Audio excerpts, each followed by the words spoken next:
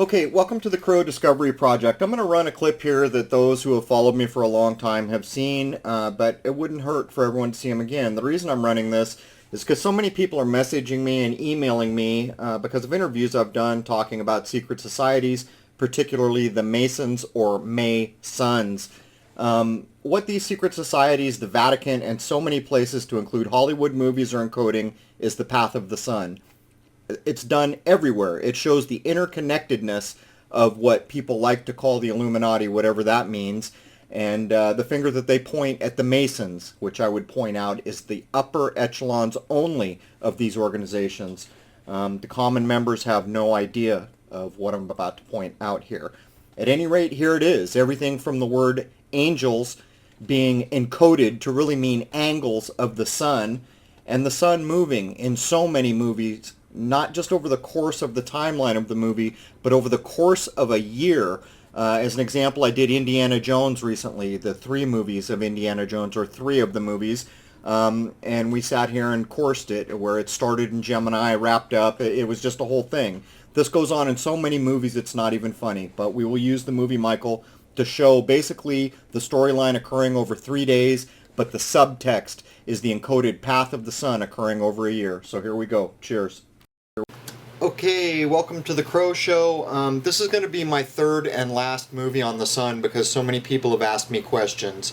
I am still funding the Crow Discovery Project. This clip is not related to that, but I will be back on track with my normal clips after this clip. Now, I want you to pay attention to the things I'm going to point out because you need to know it to understand what's being encoded in these movies. Now, this is an image from 1534 that shows, as above, so below, the zodiacal signs that the sun travels through are related to parts of your body. Notice that I have the feet, which correspond with Pisces, the fish, and your sexual organs to Scorpio. You need to know those two things and remember those two things to understand some of the encoding in this movie that I'm going to point out. Now, this movie I picked out because I mentioned that the word angels was used to confuse angles of sunlight from the sun, and a lot of people ask questions about that. So that's why I'm doing this. The movie that I'm going to break down is called Michael. It was made in 1996, and John Travolta was the Archangel Michael. He's actually not an angel. He's the sun. And in this movie, it takes place over a few days, but in reality, there's an inner encoded line that shows Michael, who is actually the sun, traveling through the zodiac for the full course of a year. And I'm going to break that down and show it to you. Okay, to get started, what you're looking at here is going to be the zodiac. It's just going to be square instead of round. Top center, bottom center, those are the solstices. Left and right center are the equinoxes, and we're going to go counterclockwise around. Now, when the movie Michael starts, a title comes up, and there's his name, and it sets like the sun. It goes down, and it looks like this font. This is the first clue that you get for those who pay attention to movies and understand what they're about. When it rises again, it glows really intensely like this to look like the sun. Now, a group of people are going to set out to go see this angel, Michael, and here they are in Chicago, and I'm going to put up, it's Christmas time, so there's the 2 signs, Capricorn and Sagittarius. That's where we're going to start. Now, the story that they go on to go find the angel for their newspaper takes a few days. The story that I'm going to tell you that's encoded in here takes a year. The sun travels for a year through the encoded storyline. There's the Christmas tree going up. So as we go through the zodiacal signs, I will place them up counterclockwise, and we'll step through each one, and I'll prove to you that this is going on. Okay, so the first sign that we're going to come into here, and bear with me, you will see as we go on that this is not hippy-dippy. We're going into the sign of Aquarius, and in Michael's town there's a storm raging, and that is what Aquarius symbolizes. He is the water bearer, the wet season. When the sun is in Aquarius each year, the rains come, and here are the devices that symbolize what the water bearer holds in his hand in the zodiacal illustration of the water bearer. Now, at first glance, you're probably going to be thinking, yeah, right, but just bear with me and I will show you that each and every sign of the zodiac is encoded here. Now this one's a little obscure, but bear with me. Here we go.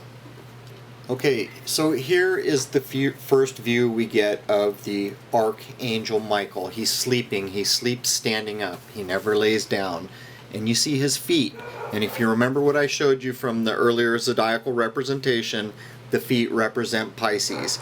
So here we are moving forward into the sign of Pisces.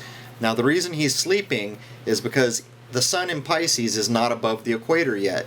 The next sign, Aries, the sun will come above the equator, and that will be spring when the sun is in Aries, and he will begin to come alive and do things, and he will be a young sun, and I will demonstrate that.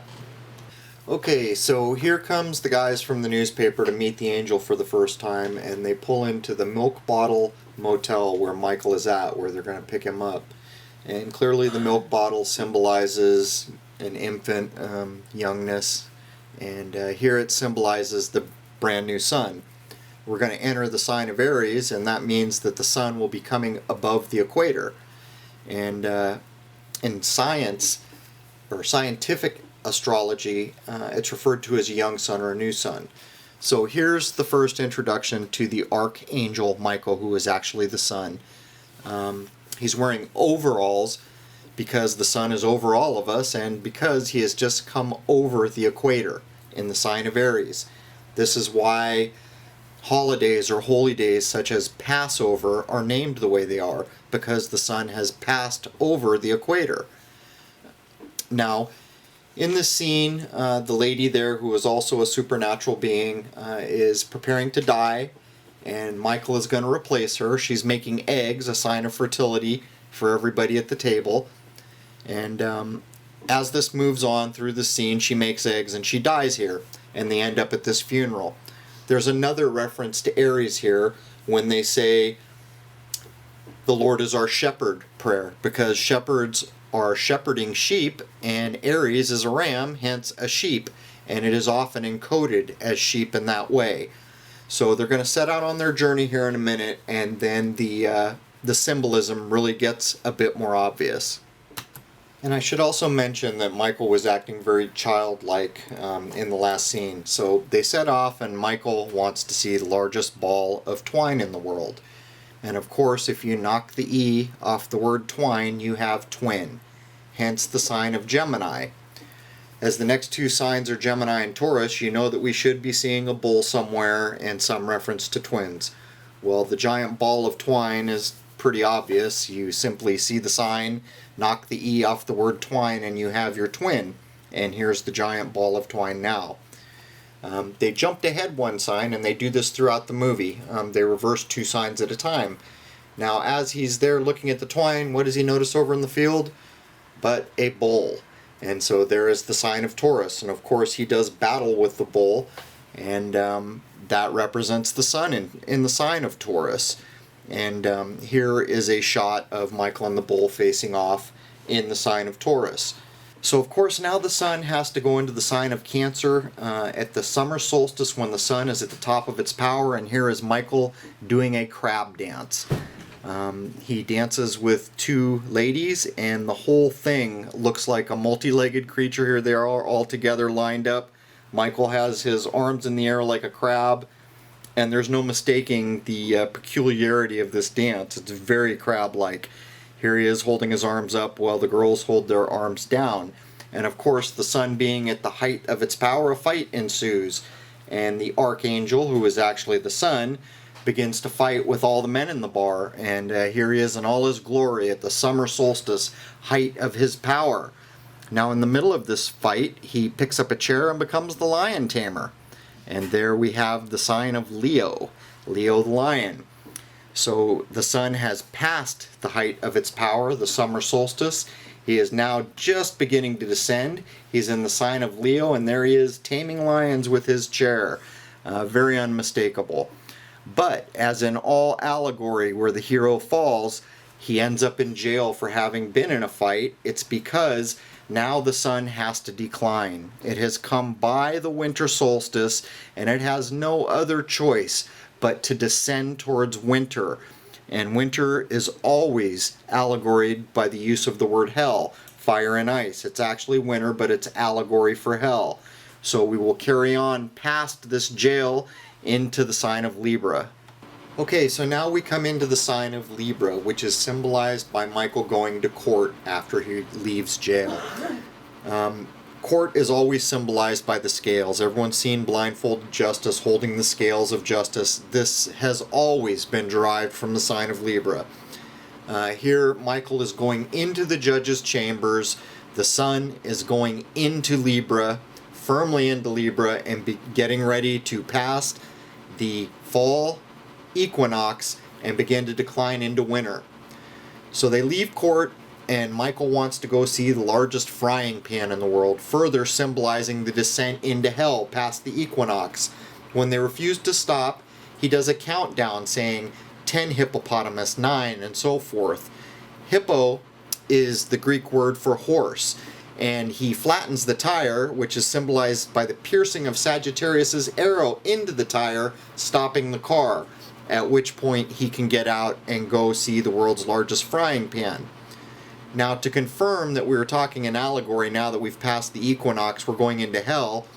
While he's at the world's largest non-stick frying pan, he tells the tale of how he vanquishes Satan, or Beelzebub, to two old guys sitting there, which solidly confirms that he has passed the equinox and he is descending into hell. Meanwhile, we're wondering, where's the Virgin? Well, she shows up in a tow truck. She is a newlywed dressed in white, and there is the Virgin symbolism that we have been waiting for. And again, in this movie, so that it's not so obvious, they flip the signs around so they're not in identical order, so that it's not so easy for people to figure out what they're being presented with. Now that we've seen the sign of Virgo the Virgin, it's time for Scorpio, which, if you remember, corresponds to the sexual organs. Everyone eats pie in the restaurant, and then that night has sex. There are two couples that go have sex, which symbolizes Scorpio. Now in the morning, they wake up, they go out, and the dog Sparky that is with them manages to run out in the road and get hit by a Mack truck and killed. Now this whole time, people have been asking the archangel, what kind of angel are you? Do you do this? Do you do that? And he always says that's not his area. Well, when they demand that he brings Sparky the dog back to life, he claims that is not his area, as he has the entire movie. But lo and behold, Michael, the sun, does bring Sparky back to life. And this encodes a few things.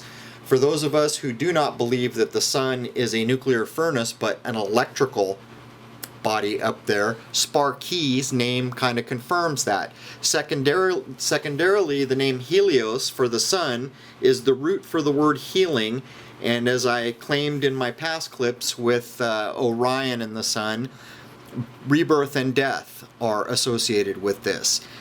So after the dog comes back to life, they jump in the car and they're on their way again, and this time they cross the symbolic bridge, further taking them into hell, past the equinox where the sun must go down to the winter solstice to die. Okay, so in the following scene, Michael is getting sick in the back of the car. His feathers are falling off, and sure enough, he's headed for the winter solstice where the sun will in fact die. It will stand still for 3 days and then begin to ascend towards the spring equinox again. And after seeing the largest building in the world at the time, the Sears Tower, Michael dies there in the sacred geometry, which is laid out, and you could say a million things about the way this is laid out. Notice the absence of one of the walkways in.